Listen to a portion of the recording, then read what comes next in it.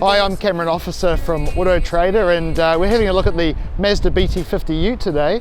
Not a brand name that's probably as popular as the Ford Rangers and the Toyota Hiluxes that you would have seen absolutely everywhere, but the BT-50 has a long history. It's been around for a fair old while, and this is actually a really comfortable ute. In fact, this is possibly one of the best riding chassis I've ever experienced in a ute. It's a very cosseted ride for what it is. It's still a work tool.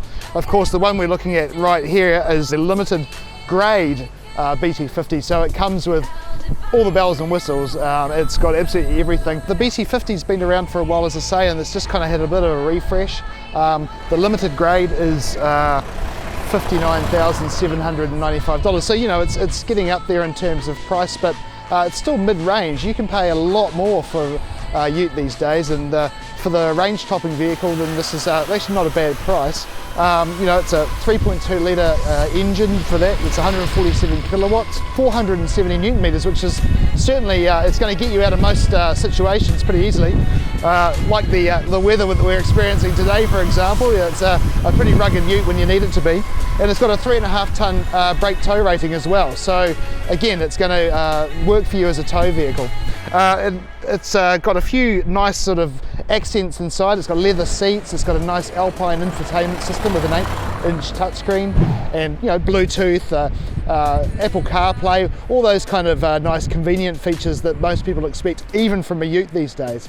It's a fantastic cruiser, but it can also get you into a field. So all in all, I think the BT-50 is a very competent machine. Retreated inside the cabin to talk a bit about this cabin, because it is actually, as I said earlier, it's actually a really nicely kitted out ute. It's got some nice convenient features. 8-inch touchscreen, as I said earlier, with a reversing camera.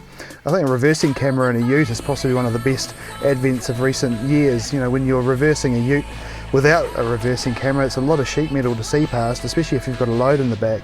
So reversing cameras in utes is a great thing to have.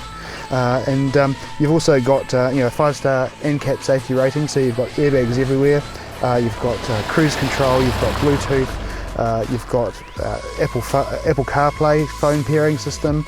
What I do like about this ute, though, you've got this nice touchscreen, but you do have manual air conditioning controls. I must say that in some vehicles, when you're trying to quickly turn the temperature up or down, or the fan speed up or down, and you're trying to negotiate your way through a menu system, it's nice just to have the good old rotary dials, which is a nice complement, or not, complements the technology that's in the touchscreen pretty well.